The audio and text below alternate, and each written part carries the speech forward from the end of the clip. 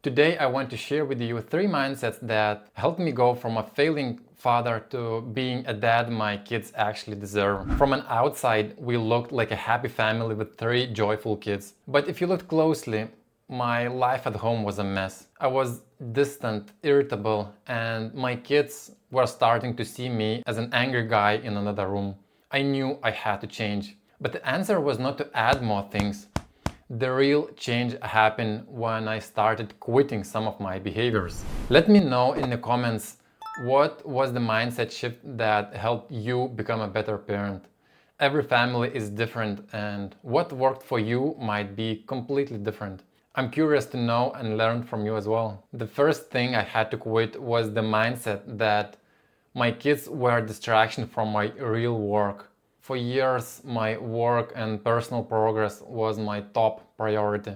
And when that's your priority, everything that comes in the way becomes an obstacle and a distraction. So when my kids needed something when I was working, I didn't see a child with a need. I just saw an interruption.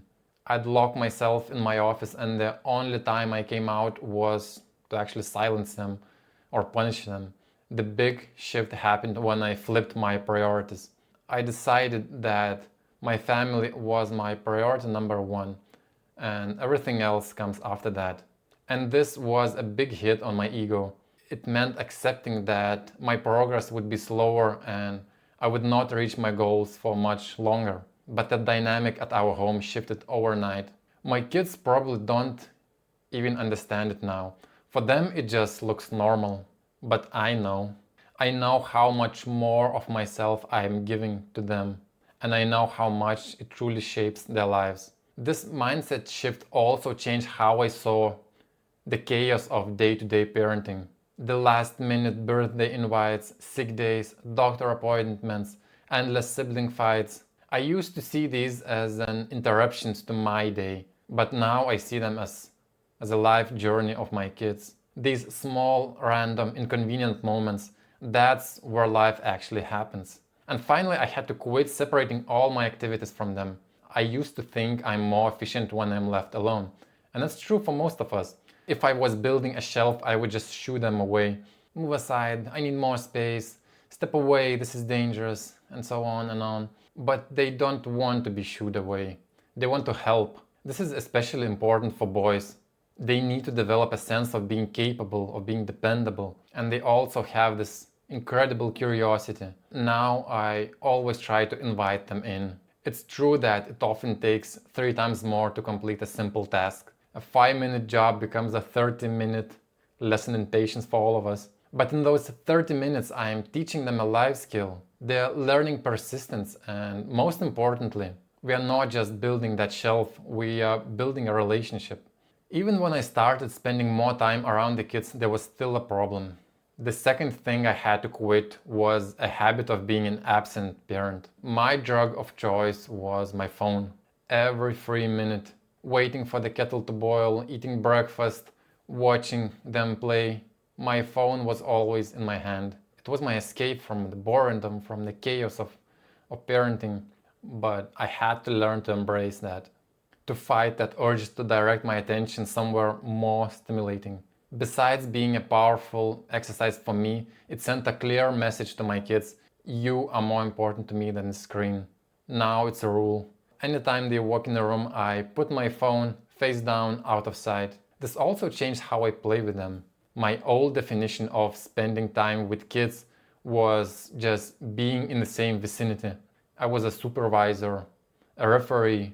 I just was there in case someone got hurt or needed to break up the fight. But that didn't need my full attention, so I was on my phone. Now I focus on actual engaged time together. Sometimes it's getting on the floor and engaging in their activities like building Legos or playing a board game. Other times it's about me inviting them into my activities. But either way, I'm there with my full attention. The most important thing about being mentally absent was learning to be present when their emotions overwhelmed them. The tantrums, the meltdowns. I used to see it as just them being difficult and manipulative. I didn't get it. I would just tune out and try to act tough. I didn't understand that their brains aren't yet fully developed. They simply can't manage their emotions in the way that we can. I have to constantly remind myself of a simple phrase.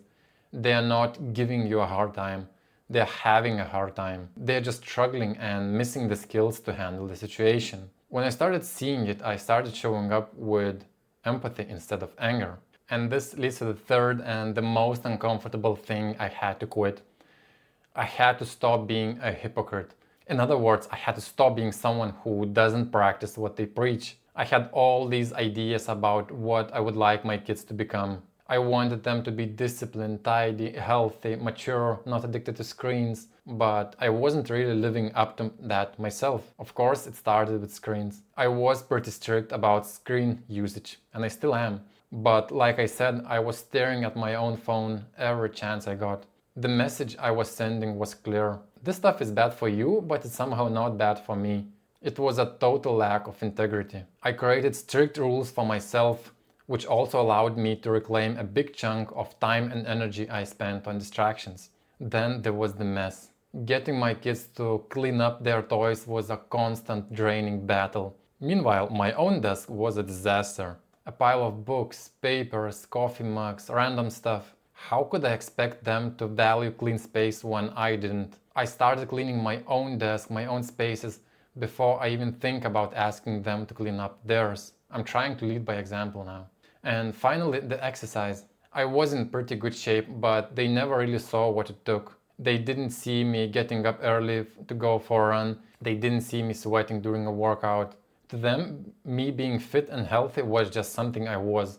It was not something I did. So I brought it out in the open.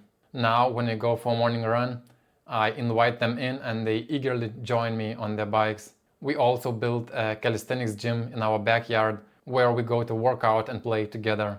Now they see the effort, the sweat, and the fun. Now being active isn't a lecture I give to them. It's just something we do as a family. Quitting the mindset that my kids were a distraction, quitting the habit of being physically present but mentally absent, and quitting to ask things I was not doing myself. These were the three main mindset shifts that helped me to get back on track to being a dad my kids deserve. This isn't about being a perfect parent. I still mess up all the time. It's more about being an intentional parent. It's about choosing the discomfort of growth over ease of distraction. If this resonates with you, I want to invite you to do something about it. I have created a free 14-day challenge called the Invitation Challenge. It's designed to help you build an authentic bond with your child by inviting them into your world. It's full of simple, powerful actions you can do in less than 10 minutes a day to start closing that gap. The link is in the description below. It's completely free. Parenting is hard, but you're not alone in the struggle. Let's go on this journey together. Thanks for listening.